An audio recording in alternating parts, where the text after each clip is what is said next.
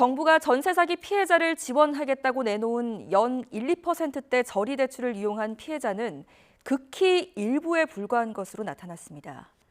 전세 사기 영향으로 서울 빌라의 경우 월세 선호 현상이 뚜렷해지면서 전세 비중이 역대 최저를 기록했습니다.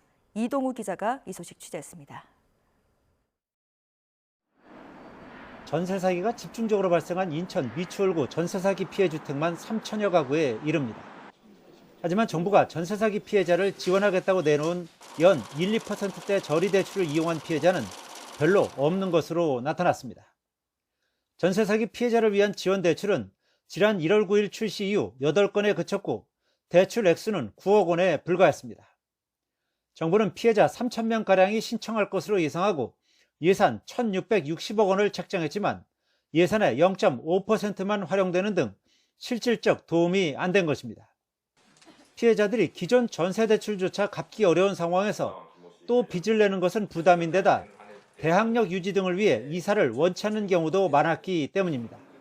정부가 내놓은 긴급 주거 지원 역시 이용 사례가 드문 것으로 나타났습니다.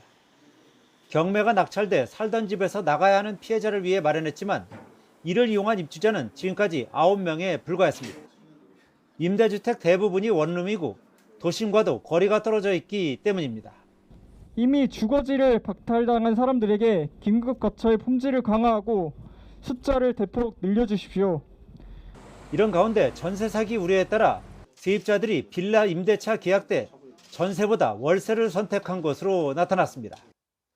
올해 1분기 서울 빌라 전 월세 거래량 2만 7천여 건 중 전세는 전체의 54%였습니다. 2011년 이후 1분기 기준 가장 작은 비중인 반면 준 전세 비중은 역대 최대를 기록했습니다. 전문가들은 전세 사기 등 문제로 빌라 전세에 대한 불안감이 커지면서 전세 비중은 점점 줄고 준 월세나 준 전세 비중이 계속 늘어날 것이라고 전망했습니다.